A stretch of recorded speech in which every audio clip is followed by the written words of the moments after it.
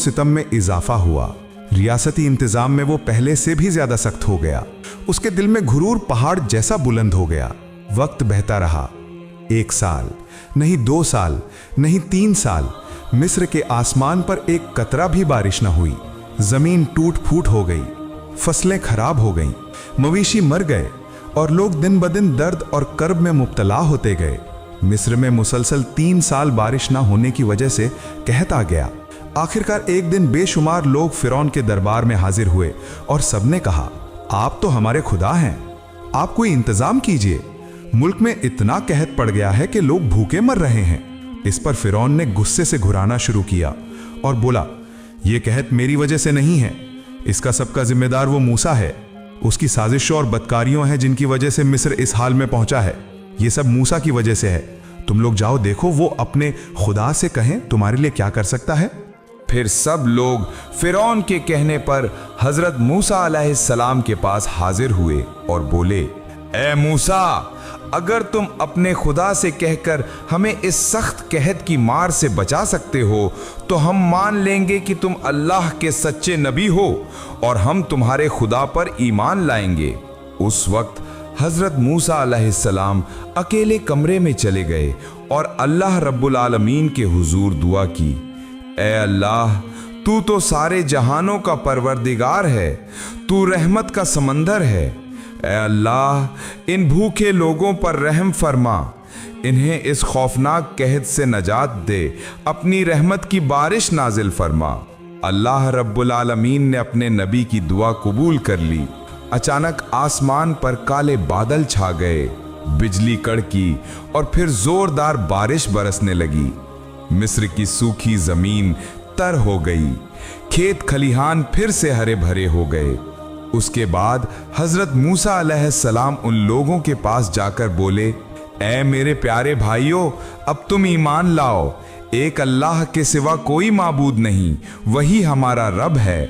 ये सुनते ही वे लोग कहकहा लगाकर हंस पड़े और बोले, ऐ मूसा, हम तुम्हारी बात नहीं सुनेंगे, क्योंकि हमारे परवरदिगार फिरौन और हमारे देवी देवताओं की किरम से ही मुल्क में बारिश हुई है और फिर से खेतियां लहलहा उठी हैं। उन्होंने हजरत मूसा अलैहिस्सलाम की ना मानी। फिर हजरत मूसा अलैहिस्सलाम वापस घर आ गए, लेकिन तब भी फिरौन का घमंड कम ना हुआ। वो लोगों के सामने खड़ा होकर ऐलान करने लगा, देख रहे हो, मेरी वजह से आसमान से बारिश नाजिल हुई। अगर मैं खुदा ना होता तो क्या इस तरह कहत दूर होता। हजरत मूसा अलैहिस्सलाम की दुआ से अल्लाह की रहमत उतरी, मगर धोखेबाज जालिम फिरौन अपनी झूठी खुदाई दावे को कायम रखने की कोशिश करता रहा। कुछ दिन बाद मिस्र पर फिर एक के बाद एक आफत नाजिल हुई। अल्लाह का गजब फिरौन और उसकी कौम पर उतर आया। सबसे पहले जबरदस्त सैलाब आया, नील दरिया उबल पड़ा और सब कुछ बहा ले गया। लोग चिल्ला उठे, हम कहां पनाह लें। घर, खेत, मवेशी सब कुछ सैलाब की लहरों में बह गया। लेकिन फिरौन, वो अपने शाही तख्त पर बैठा घमंड से हंसता हुआ कहने लगा, ये तो मुख्तसर तबई वाकया है, इसका मेरी खुदाई से कोई ताल्लुक नहीं। कुछ दिन बाद और भी सख्त अजाब आया। मिस्र के हर खेत में टिड्डी दल का सियाह तूफान उतर आया। लाखों करोड़ों टिड्डियां पलक झपक में गेहूं, जौ, धान सब कुछ चट कर गईं। उसके बाद एक नई मुसीबत आई, जुएं। लोगों के जिस्म, कपड़े, घर सब जगह जुओं से भर गए। लोग खुजलाते खुजलाते पागल होने लगे। बच्चों की चीखें, बूढ़ों की फरियाद हर तरफ सुनाई देने लगी। लेकिन अल्लाह का गजब यही न रुका। अचानक मिस्र की नहरों, तालाबों और दरियाओं से बेशुमार जहरीले मेंढक निकल आए। रास्ते, घर, खाने के बर्तन, पानी के बर्तन, हर जगह मेंढक ही मेंढक छा गए। मगर फिरौन अपनी सल्तनत के उरूज पर शाही तख्त पर बैठा घमंड में फट रहा था। चारों तरफ सिपाही, खादिम, गुलाम। ऐसी खौफनाक हालत में एक दिन फिरौन का एक सिपाही दौड़ता हुआ आया और बोला, हुजूर, एक अजीब वाकया हो गया है। न जाने कहां से हजारों जहरीले मेंढक निकल आए हैं।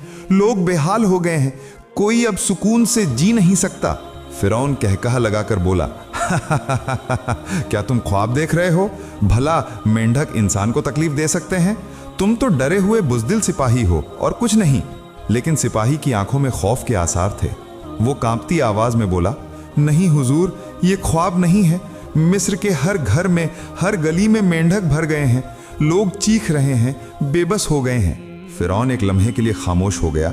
उसका दिल कांप उठा, क्योंकि वो जानता था ये सब कोई तबीई वाकया नहीं है। ये सब अल्लाह की तरफ से भेजा हुआ अजाब था, जो बार बार उसे खबरदार कर रहा था। लेकिन फिरौन अपने तकब्बुर में अंधा था। वो सच जानते हुए भी झूठ पर कायम रहा और अपनी खुदाई के दावे को मजबूती से पकड़कर बैठा रहा। दूसरी तरफ मिस्र के आम लोग घबराहट में एक दूसरे से कहने लगे, आज अजीबोगरीब वाकयात पेश आ रहे हैं। पानी के अंदर चारों तरफ मेंढक ही मेंढक, लाखों करोड़ों मेंढक मिस्र की नहरों, नदी नालों और रास्तों पर छा गए हैं। घरों के अंदर से लेकर खाने के बर्तनों तक कहीं भी मेंढकों से निजात नहीं।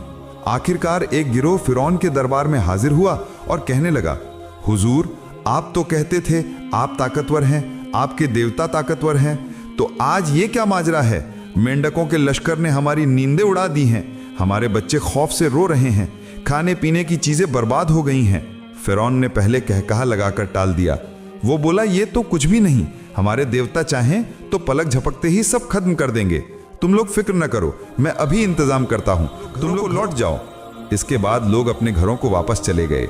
लेकिन मेंढकों के लश्कर रुके नहीं, बल्कि दिन ब दिन बढ़ने लगे। सिपाहियों के जूतों के अंदर, बावर्ची खाने के देगचों के अंदर, हां तक कि फिरौन के महल के बिस्तर तक पर मेंढक छलांग लगा लगा कर पहुंचने लगे। तब फिरौन चीख कर बोला, जाओ, अभी मूसा को बुलाकर लाओ, मैं उसके साथ मुआहिदा करना चाहता हूं।